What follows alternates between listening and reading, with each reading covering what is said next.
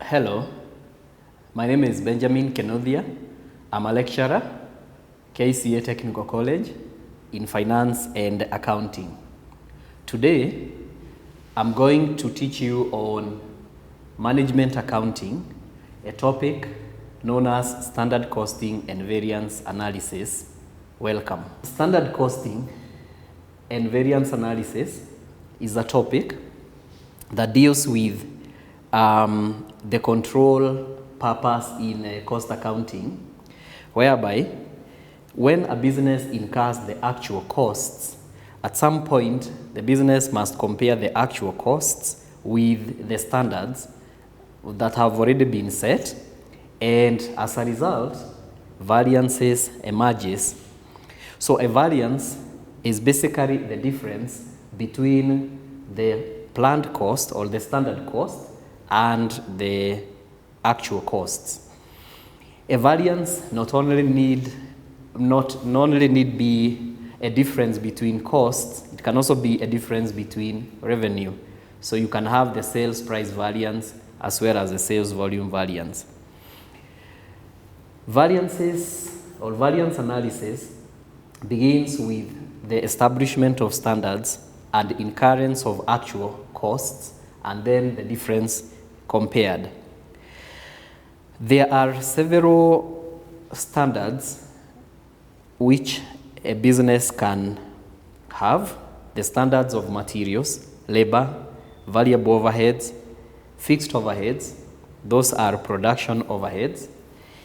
A business can also have standards of costs in other functional departments, such as the administration department, the selling department, and other non-production departments. Standards are presented in the form of a standard cost card. I have an example of a standard cost card here, whereby you find that you have the standards of materials, the standards of labor, variable production overheads, fixed production overheads, including non-production costs, including the expected sales and profits. So when you're talking about standards, we are talking about planned costs, planned revenues. Businesses should always maintain the standard cost card, which details those planned costs. Once the production begins, the actual costs are recorded, actual revenues are recorded, and then that is when a variance analysis is done. So what is a variance? A variance is the difference between the budgeted costs and the actual costs, or the difference between the budgeted revenue and actual revenue. When dealing with variances, we shall split the variances into two categories: cost variances and price variances. The cost variances include the materials cost variances, the labor cost variances, the variable production overhead cost variances, and the fixed production overhead cost variances. The sales variances or the price variances include the sales price variance and the sales volume variance. Later on, we shall also categorize the sales volume variance into two: the sales volume profit variance and the sales volume contribution variance. The sales volume profit variance is computed when absorption costing is applied, and the sales volume contribution variance is computed when the marginal costing principles are applied by an organization. So we begin with the cost variances, and these cost variances include the material cost variances, number 2, the labor cost variances, 3, the variable overhead cost variances, and 4, the fixed overhead cost variances. So we have to look at these variances one after the other, and to begin with, the material cost variances.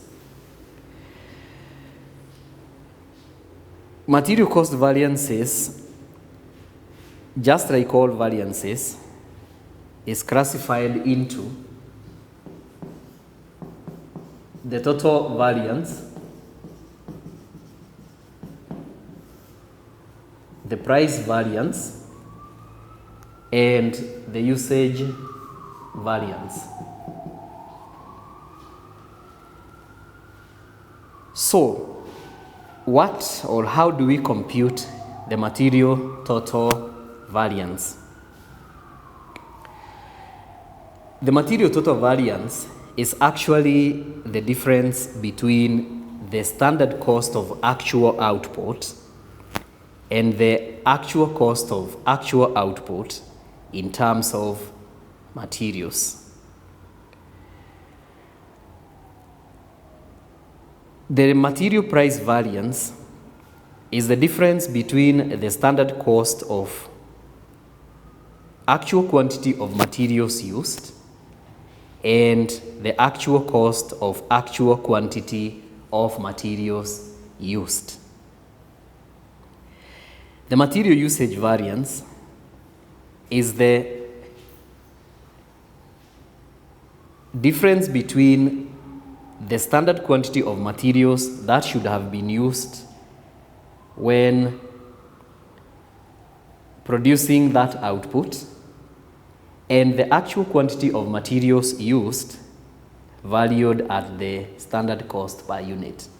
So for the material usage variance, it is that difference between what actual output should have used in terms of materials and the actual materials used that valued at the standard cost per unit of material. So with regard to the material cost variances, we have 3 variances. We have the total variance, we have the price variance, and then we have the usage variance. Most important is that the total variance should be equal to the price variance plus usage variance. So the total variance should be equal to the price variance as well as the usage variance. We have a practice question which I want us to consider in our computation of the material variances. And I want to read this question. Product X has a standard direct material cost as follows. You have 10 kilograms material Y at Kenyan shillings 10 per kilogram.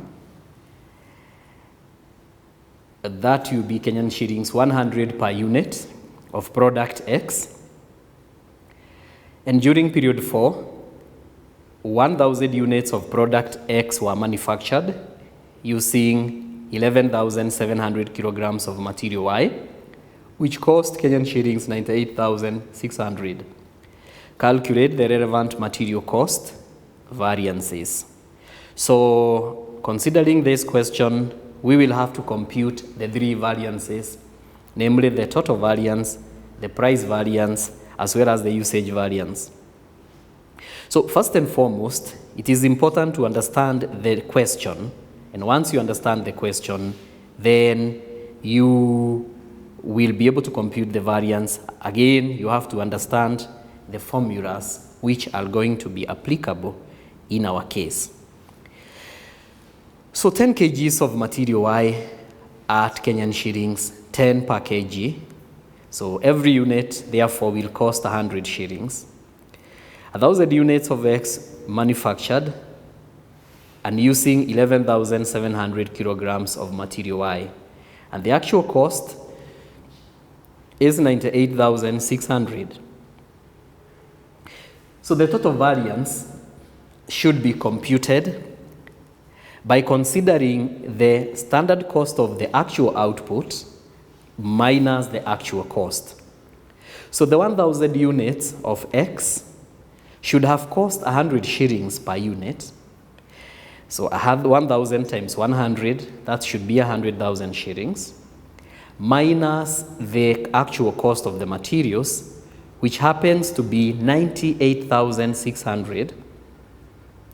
So you find the 1,000 units ended up costing less than the planned cost for them, and so we have a favorable variance of 1,400. So that is how we actually compute the total variance. We compare the standard cost of the actual output and we less the actual cost, and then we get that variance. So we proceed on with the price variance. The price variance should actually be the variance of the standard cost of the materials used and the actual cost of those materials. To produce 1,000 units of X, we have used 11,700 kilograms of material Y. Material Y was expected to cost 10 shillings per kilogram. So 11,700 kilograms should have cost 117,000 shillings, but ended up costing 98,600. So again, we have a variance of 18,400, which is favorable. It is favorable because 1,000 units used materials that costed less than it was budgeted. Then the usage variance. The material usage variance is about the standard quantity of materials that actual output should have used and the actual quantity that was used. We get that difference and then we multiply by the standard cost per material used. So 1,000 units of X should have used 10 kilograms for every unit. Therefore, 1,000 units should have used 10,000 kilograms. But the amount of materials that we ended up using in our case is 11,700 kgs. That means we used more materials by 1,700 kilograms. Then that difference, which is already adverse, we multiply by the standard cost per kilogram of material, which is actually 10 shillings per kilogram. So the usage variance is actually 17,000 and it is adverse. You find that after computing these variances for the materials, it is important that we do a reconciliation so that we can establish whether our total variance equals to the components, the price variance and the usage variance.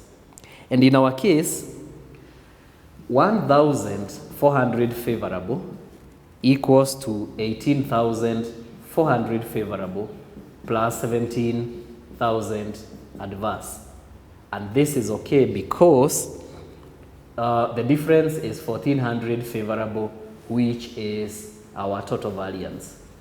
So if you compute these variances and after computation you do the reconciliation and it fails to work, then you must know that you have computed the variances wrongly at some point.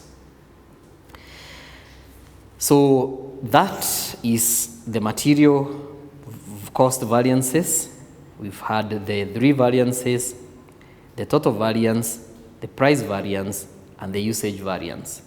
When you look at these formulas, it is important that you understand the computations instead of cramming formulas. Some people opt to cram the formulas, others opt to understand I hope you go the way of understanding and you find that these variances are not complicated.